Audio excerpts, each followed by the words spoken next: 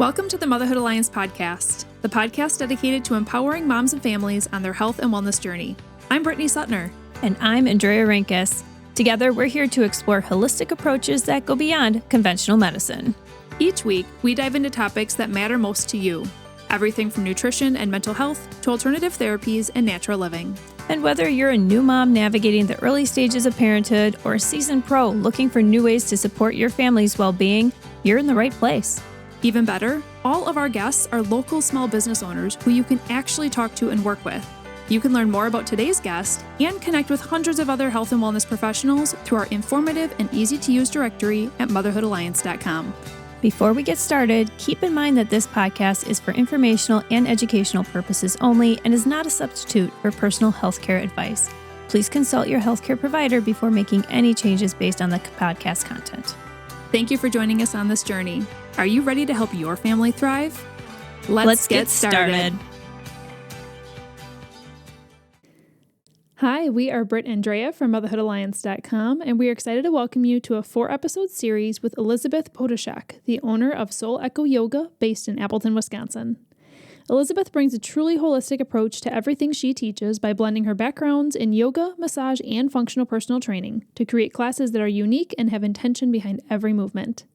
Her specialties include functional yoga, meditation, yoga nidra, and pre- and postnatal yoga, all grounded in the belief that mindful movement is one of the best ways to take care of your body and mind. Whether you would consider yourself a yogi or not, we believe that you'll learn a lot in these episodes as we discuss the history of yoga, styles, myths, and numerous benefits of yoga. When she's not teaching, you'll likely find Elisabeth hiking, strength training, reading a good book, cozying up with her 2 rescue cats, Olive and Remy, or joyfully preparing for a baby in early 2026 with her husband. Okay, it's time for you to meet Elisabeth. Hey everyone, welcome back to the Motherhood Alliance podcast. We are back here with Elisabeth. We are really excited to be talking about this episode, functional holistic yoga. This is something that I am finding very interesting. Functional and holistic tends to be kind of like a buzzword if you're looking at, like the health industry, wellness industry. And this episode is really going to be building on the previous episodes that we've been talking about. So if you guys haven't listened to those, definitely go back and listen to those too. As we get started here, I guess I want to know from your perspective, Elisabeth, what does holistic and functional yoga mean to you? How is it different than what somebody else would be thinking about in a traditional yoga sense? Or is it the same? What does that mean to you? Yeah, great question. And thank you so much for having me, ladies. I'm really enjoying our conversations. So for me, yoga, the practice, especially here in the West, when it's very condensed to our physical asana practice, I felt like something was missing, when I would just show up to a class and we would do these postures and whatnot. And so the way that I teach is I kind of include a lot of information from all of my various backgrounds. So I have a degree in exercise science. I went to massage school and personal trained for a long time. And that's kind of where the word functional came into my world, was when I was personal training. We did a lot of like functional movement patterns, or a lot of like combination dynamic exercises to not just, you're not just doing a leg extension, you're doing a lunge or a squat. So you're using your body in a natural position, right, and just in loading. ways that you do in everyday life. That's why it's functional. Right. Mm-hmm. Right. So that's kind of where the term functional works for me. And I've incorporated it into my sessions where, we'll do chair pose, which is like a squat, but we might do kind of a moving chair for a little bit with our breath and then hold, versus just sitting and holding right away. So, there's benefits both ways, but sometimes you need a few squats to warm up before you sit and hold. Hang out. Yeah. Mm-hmm. So, that's kind of for me where the functional came into my practice and how I teach. And then holistic, I felt just where, I was going or who I was being taught by. It felt very not monotonous, but just kind of like, okay, we're here to warm up the body, move the body, stretch the body, get into it. And I was just like, I feel like I want, I had that yoga glow after class and everything, but I was just like, I feel like there might be something more. And so like the more continuing ed I did on different aspects of yoga, like pranayama, breathwork, and meditation and mindfulness, I was just like, I really feel like I need to teach that more within my classes and offer more than just physical yoga classes in my space. So for the holistic portion, it just came from like a natural space of me personally wanting that on my journey, and then being able to share that with others and seeing if that felt good for them too. So is that how you speak to the class, how you kind of explain the poses and things like that? What does that look like? I talk a lot about how we use our bodies and being aware of our movement patterns, or, if I ask, if we want to work on anything, a lot of times it's neck, shoulders, hips. And, that for obvious reasons in the industrialized age that we live in and the sedentary society we have, it's really important to make that connection and to focus not just on, hey, we're going to do pigeon pose to open up your hips, but we're going to breathe into it. And I might give you like a little mental story to distract you so that you can really soften into it, or things like that. So yeah, absolutely. I love that. And you mentioned breathing, and we did say in the last episode, we were going to dive a little bit deeper into this. Yep. Yoga breath work. Can we talk about that? Yeah, absolutely. And I think, some like a basis to like kind of get into that would be to start with the 8 limbs. Okay. And then you'll kind of see where it all fits. Perfect. So, let's do that. Yeah. So in the Yoga Sutras, which is one of the ancient texts where yoga comes from, the physical asana practice that we call yoga here in the West is only mentioned 3 times. And it's really just the physical practice. So the first limb are the yamas, the ethical principles. The second limb is the niyamas, the personal observances. So that's the book club that we're doing that we mentioned in a previous episode. And then we get to the physical practice. That's the third limb, the asana practice. So while it's important, it's only part of the path. So just a quick, is this like when you go to a yoga class, is this kind of where you start with these 8 limbs? Like you kind of go through it? Or is this something that like a background? It's a background. Okay. For understanding yoga and like what you're really trying to get out of all of it. And this is more hatha yoga style. Like there are so many different styles of yoga, like Bikram and different, but most of what we practice here in the West is based on hatha yoga. Okay. Gotcha. And so then after we have the physical practice, we have breath control or pranayama, that breath work. So once you have those mastered, then you just kind of move down the list. After breath work, we have some inner practices like withdrawing the senses, pratyahara, concentration, which we've talked about, that mental stamina. Dhyana is concentration, focusing the mind. Then we have meditation, dhyana. So I'm saying the Sanskrit terms for these because this is how I learned them, and it kind of goes hand in hand with those. And what would be the definition of meditation here? Deepening the state of concentration and achieving inner peace. So like obviously you need that mental picture before you get to that. Yeah, I can see how all this will build. Like you need to kind of understand and master, or be close to mastery on each of these, practicing each one of these and getting better at it. Yeah. Before you really get good at the next one. Mm-hmm. And the final one is making that connection with the divine, whatever you call that, God or the universe or whatever. But samadhi, as we call it, like pure consciousness, being one. That's kind of like the hierarchy of where yoga like principles come from. Okay. Yeah. So that's obviously all good. As an instructor, you learn these things and it's good to know, but then how do you apply these into your actual class? Like Dre was saying, is it something where you're, like you said, it's almost like a ladder, right? Mm-hmm. Where you're kind of building on each of these and mastering them as you go and introducing the next piece when you feel ready. So is that something you are able to bring into classes, or is it how do you do that? Absolutely. So I think I mentioned in the last episode that I tend to start all of my classes with just breathing, just connecting with that breath. So that, that's the start of your breathwork practice, is just that awareness, that coming together of your body, your breath, and your brain. I say a lot instead of mind because I like alliteration. Yeah. So, and we continue that breath work, as you mentioned in a different episode, Britt, about like holding a pose and being uncomfortable in that pose and using your breath to help you with that. So that's how you continue to practice using your breath as we move through the physical asanas. And then a lot of times, like in final resting pose, relaxation, shavasana, whatever you want to call it, that can be kind of where more of that meditation or breath work can happen.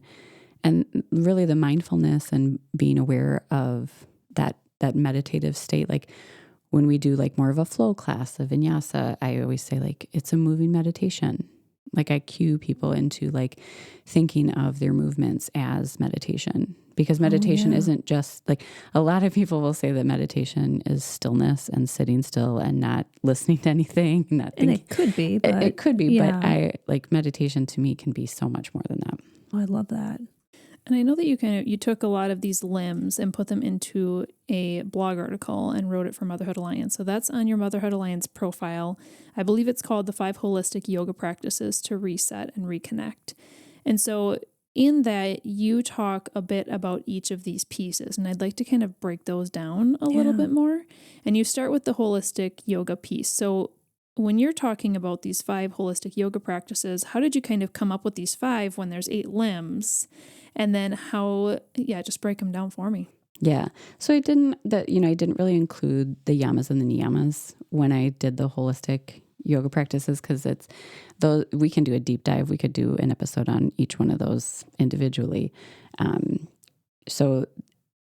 didn't have enough room really and I wanted to make something that was accessible, but also so I had my husband read the blog before I sent it over, and he's like, it's great. Like, he's like, because he doesn't do yoga and he doesn't. It needs to be relatable, right? Yeah. You don't want to scare people off with seemingly woo-woo stuff or whatever, right. Yeah. And, there's nothing wrong with different types of yoga. Like when I, the classes I was attending where I didn't feel that holistic, like they were still great classes, So it's like, if that's your thing and that's what you want, great, go for it, go do it.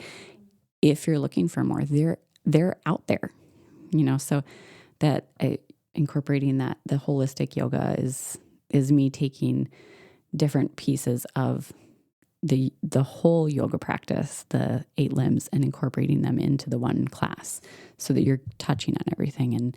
And I'm doing it in a way that you don't really, before we had this conversation, you might not have known about all this stuff, and you would have just come to class and you'd have been like, oh, that was really cool, Yeah. So, well, that's what a good yoga teacher, a good instructor will do, is make sure that everybody's getting what they need and they don't even know that they need it, right? Yeah, absolutely. Well, and I know with the meditation piece, you talk about how it doesn't necessarily have to be like clearing your mind, because that's so hard for people to do. But it can also just be like present in the moment and noticing things that are around you. And instead of thinking about the past or the future, just like being present. Is that accurate? Is that kind of a piece of meditation for you?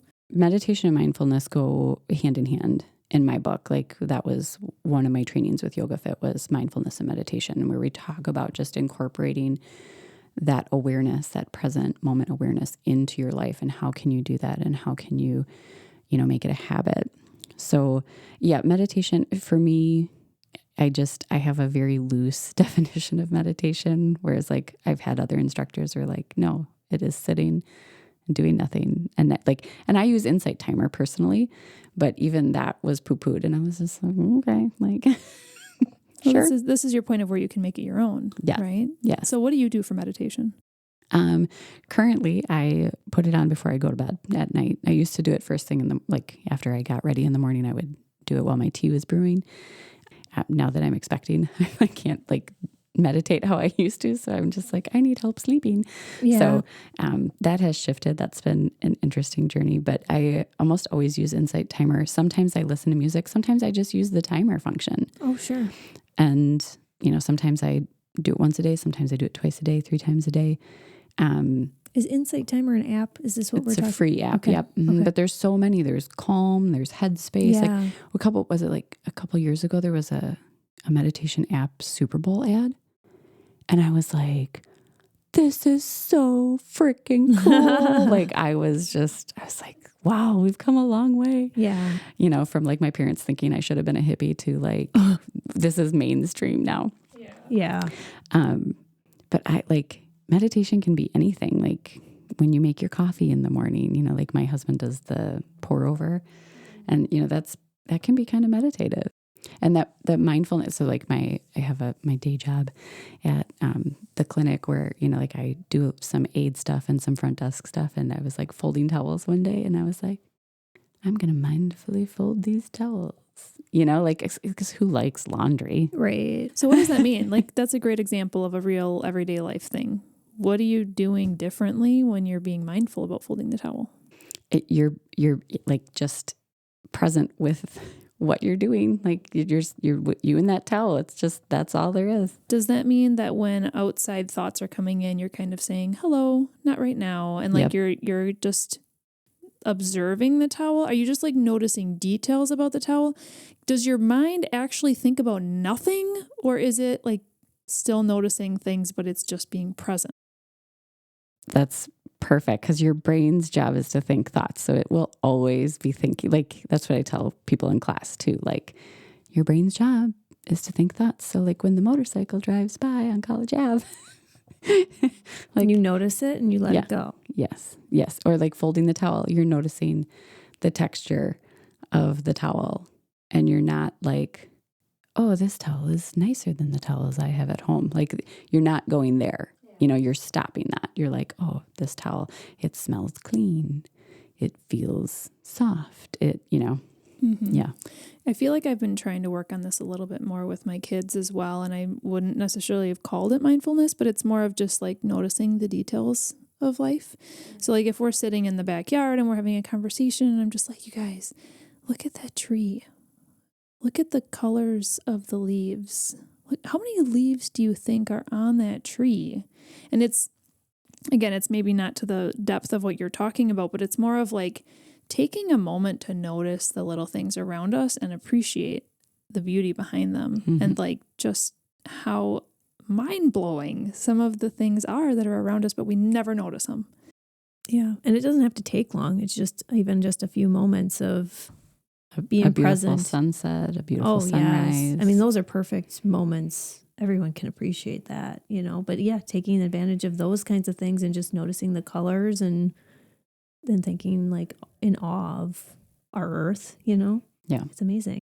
And I think it kind of circling back to more Christianity or Catholicism, saying a prayer. Yeah. If the only prayer you say is thank you, that's enough. And gratitude.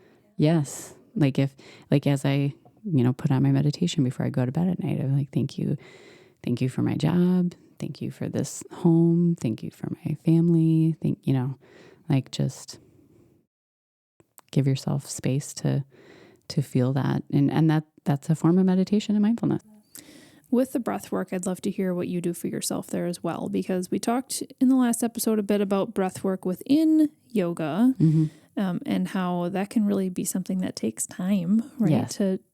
To practice and master. But then what about breath work in everyday life? Are you kind of conscious of your breath and how it's going in your day-to-day when you're washing dishes and when you're doing this and you're going here and there?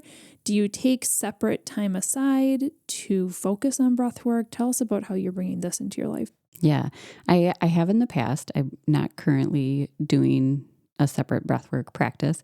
It's more of that alignment and awareness during the day, especially at my quote unquote job, because it can be a little stressful dealing with patients or, doctor's offices. And and I'll find myself being a shoulder breather, a chest breather at work. And I will literally just step into the back office and just take some belly breaths and just calm myself down. Or sometimes I'll do it in my car before I walk in. So for me, it's creating that pause between transitions and being mindful. So that's kind of how because breath work for me personally is extremely intimidating. Even though I've taken continuing education courses on breath work, to me, like retaining breath or holding breath or trying to breathe in a certain cadence is very stressful to me personally. And that's interesting coming from you too. Somebody wouldn't expect to hear that from you. Yeah. And, when you say stuff like, I take those couple of breaths before I go into work, or if I notice my shoulders are, really tense or I'm breathing up, I take a moment to go back.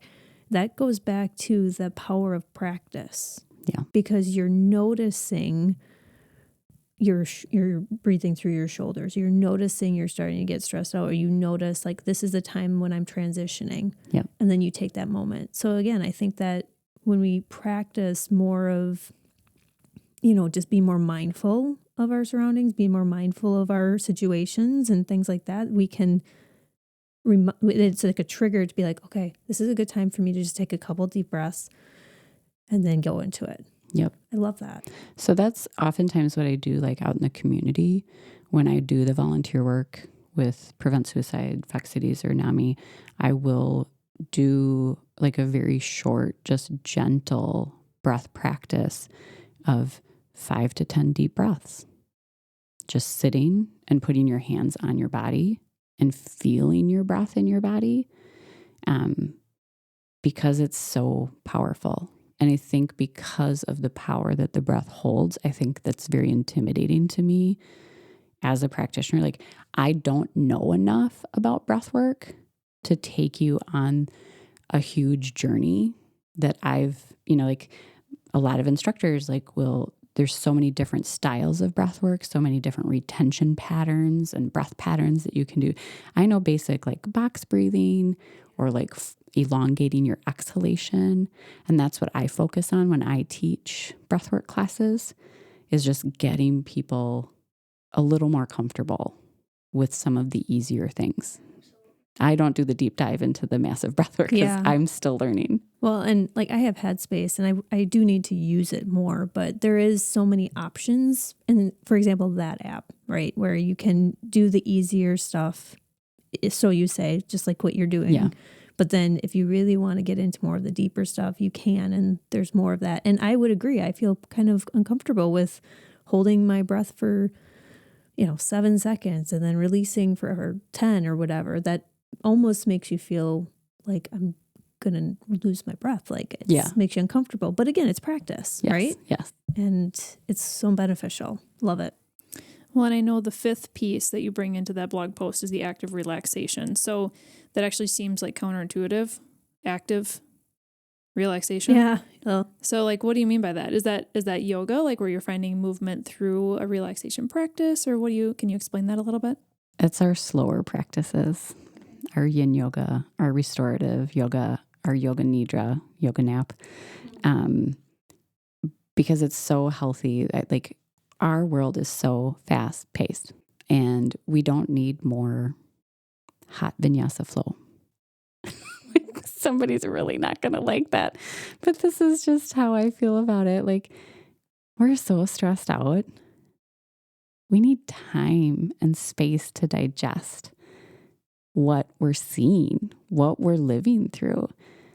And like, the more relaxing practices are going to give us that space and time. And they're going to be uncomfortable if you're not used to it, but they're going to benefit your body. It's that balance, like you're go all day. Now, if you have a really relaxing job, go nuts with the hot vinyasa flow. I laugh a little because I'm like, who has a really relaxing job? Maybe a massage therapist. I don't know. Even then, you're still standing physically and taxing. Yeah, you have. Yeah, I don't know. Well, I feel like this has been such an interesting episode in and of itself, because I think it's just inviting people to slow down and try these things, right? No matter where they're at in their life, no matter what age they are, no matter what their beliefs are, things like that, like you can try these things. And it almost was an episode where I kind of thought we'd be talking more about like holistic functional yoga, like in a studio, but we're really talking about bringing it into our everyday moments, right? So I think your perspective is so beautiful. I love that you're so easy to talk to. I hope that people know that if they have questions about anything we've discussed in our 4 episodes, like, you are an open book and you are inviting for everyone. And so we do always love to kind of end our series with a guest just by learning more about what's in the future for you. What does Soul Echo Yoga hold in the future? Yeah, I'm so excited about just being a space in the community that offers something a little different. You know, like I hear like the question I get asked every time when I say I own a yoga studio, do you do hot vinyasa flow? And I'm like, no, we don't turn the heat on. Like, we have heat. We're not cold. We don't have icicles. But like when it's 90 degrees outside, we have the air conditioning on.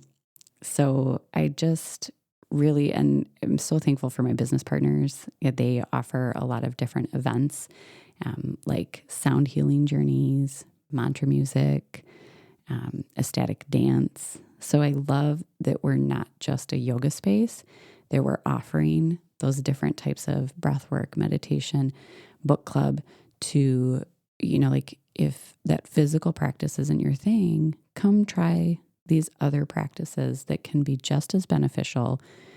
Feel included, feel like part of a community. I will mention, we are a sober facility, so we don't, like, I used to do a lot of yoga and beer or yoga and wine. That is not our jam with the mental health aspect. We really want people to feel like you're in your true state. You're not in an altered state when you come to be with us. And so we can get that authentic connection. I think authenticity is huge. And that's probably why I'm so open and, you know, willing to talk about whatever. So I don't mind being vulnerable. I don't mind sharing. I'm so excited for how we're going to grow into the Appleton community. And I think you're so good at meeting people where they're at, you know, because people are coming and looking at yoga with their own lens of where their life has taken them and where they see the future going. And I hope that you guys, if you have not listened to the prior 3 episodes, you go back and listen to those, because I learned a lot. I feel like we discussed really good principles that we can bring into our everyday life, even if you're not ready to hit the yoga studio. Like, there's so many things you can learn from these episodes, and especially bringing into your kids' lives and helping them before they get sucked into the speed of this world, helping them know how to protect themselves and slow down and be self-advocates in a lot of these arenas and areas. It's so important too. It's so important. All of this. Yes. Thank you, Elisabeth, for joining us for all 4 of these episodes. Thanks for having me. It's been so fun. If you enjoyed this episode, would you consider leaving a rating or review or sharing it directly with a friend who could benefit from the information? We know that you're a busy mom or caregiver, and our goal is to make your life easier by bringing tips and tricks directly from experts into your earbuds. By sharing this episode with someone you love, you can play a critical role in helping to make their life easier as well. We appreciate your time, and thank you for being a part of the Motherhood Alliance family.